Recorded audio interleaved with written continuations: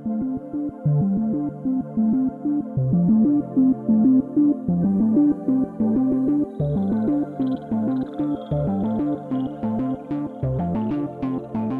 don't want to talk too much about async I/O, but I think it's important for us to talk about async I/O in order for us to contextualize the other approaches that we really want to focus on in this session, specifically threading and multiprocessing.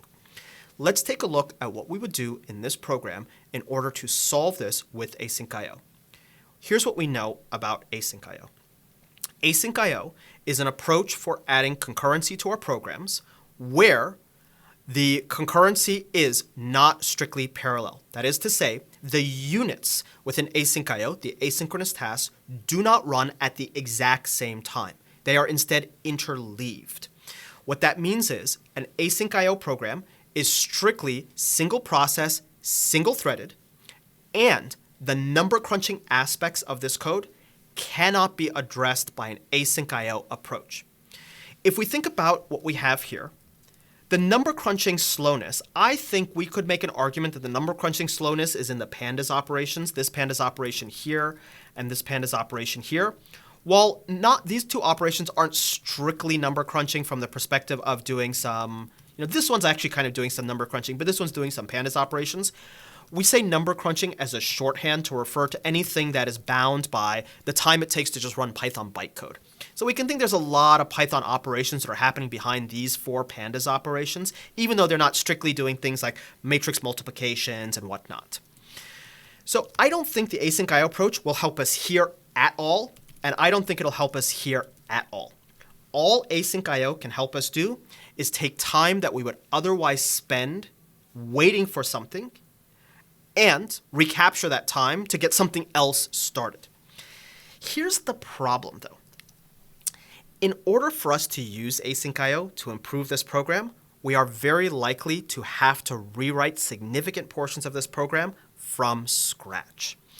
The reason for that is, as a consequence of async I/O being a cooperative concurrency approach, where we actively cooperate to indicate where each unit, each asynchronous task is available to be interleaved, is available to yield control back to the event loop.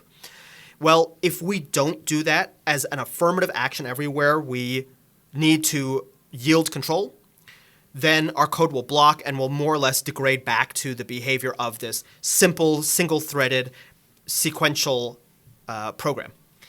This is going to end up being quite invasive in terms of how it changes our program.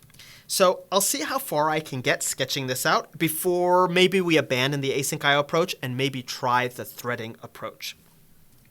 But what I want to do with an async I/O approach is I definitely can only interact with async I/O code, scheduled code, code that interacts with the event loop, from within code that is already aware of there being an event loop, which means for all of my async I/O code, there's always some entry point.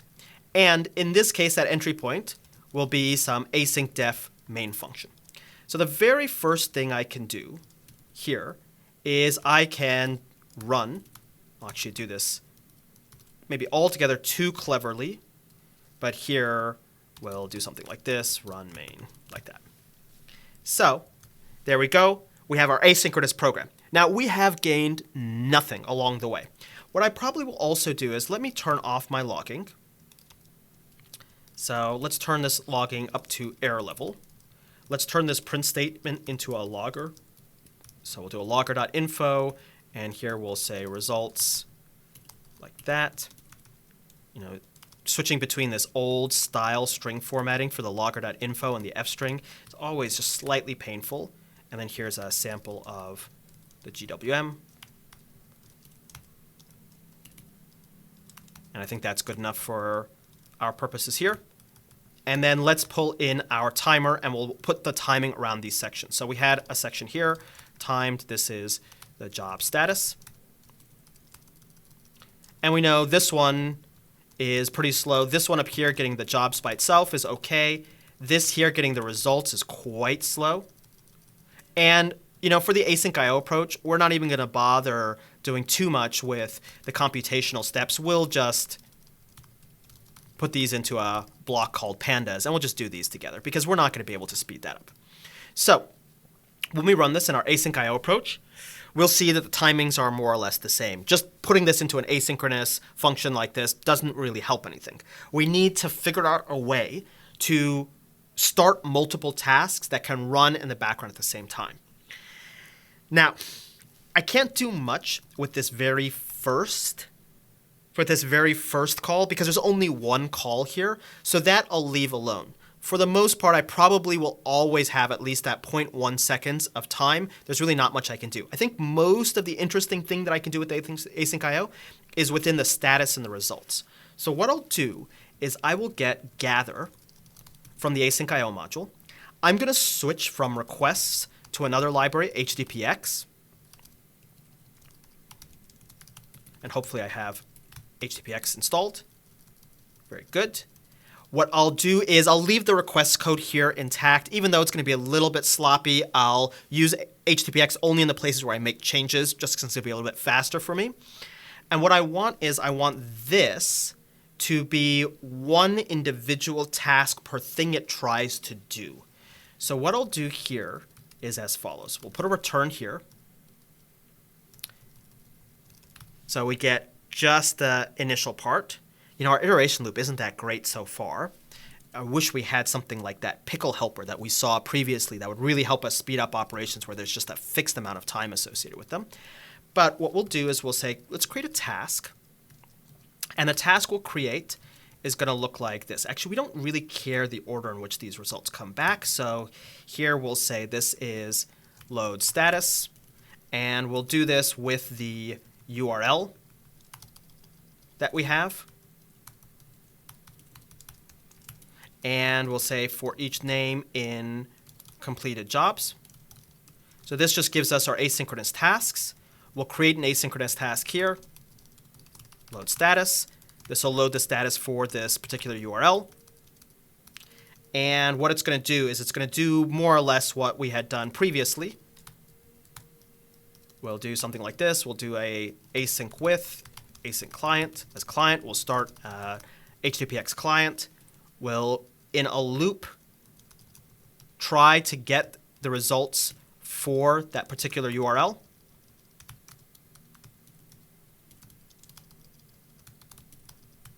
And here this is going to be slightly different. So we'll do response equals, we have to do an await here. And I believe that's OK. And I think on the HTTPX object, I don't think we have an OK. So we might have to just eyeball what that looks like, client.get. Just so we can get that going. So here we'll just put a return here and just see what's on this thing, since both of these libraries are just very, very slightly different. OK, there we go. That's good. And let's make sure that this is good. That has an extra parenthesis. Very good. So let's see. And here, of course, we need to await these tasks. So we'll await the gathering of these tasks. And of course, the results for this, you know, we don't really care the order of these results. So here we can just unpack the this into a set like that. OK, so let's double check that we can check to see if this is OK or not. That's that. Here we need to parenthesize this. So we actually need to do an await here, just so we can see what the result of the awaited thing looks like. And we're looking to identify if this is OK. So I guess we could say is error or is success. You know, it's always very slightly different here. So is success. And let's make sure that that is a property and not a, yeah, good. That's a property and not a function. So here we'll say, well, it's not a success, run in a loop. And then the moment it is a success, we'll do a resp.json. We'll do all the same things we do here. We'll do a resp.json. We'll check to see if it's succeeded. And we'll just return this here. Otherwise, and we're actually going to do one. This is a little bit risky because it could just run forever and it could fail over and over. But it'll eventually succeed. And otherwise, if not, what we'll do is we'll basically implicitly return none. So the last thing we have to do just to make sure this works is we'll have to filter these like this, just to make sure that we only get the ones that didn't return none. Okay, very good. And here, let's see what we're missing. Okay. Let's see what's in the body. And then, oh, API failure. Oh, a lot of these failed. Okay, so I guess that we might have to do one more thing. I think we have to look at that. So this, we just got to double check to see what we can do. I think maybe we'll look at the error code or the return code. The status code should be 200 if this is okay. So status code is another way we could check this.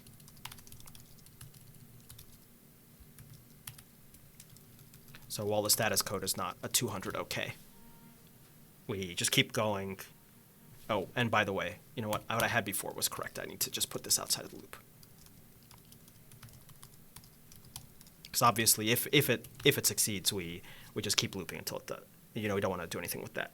So there we go. Wow, that seems to be a lot faster. Just a little bit of async I/O, just taking the time that we'd otherwise wait for these API requests to come back, managed to speed us up. And we could apply the same kind of logic to the results. Let's continue and take a look at our overall results, and then maybe let's try implementing this with threading. It's a lot faster. I don't think we were able to address the producer-consumer idea that we have something and then we feed it into some structure and then we automatically get the results, but I think that we actually marginally improve things in our program. However, what we'll discover is adding async I/O to an existing program can sometimes be very messy as a consequence of needing to ensure that every layer of the program is asynchronous at the risk of something blocking and us falling back into this serialized, standardized, single-threaded, sequential programming paradigm that we started with.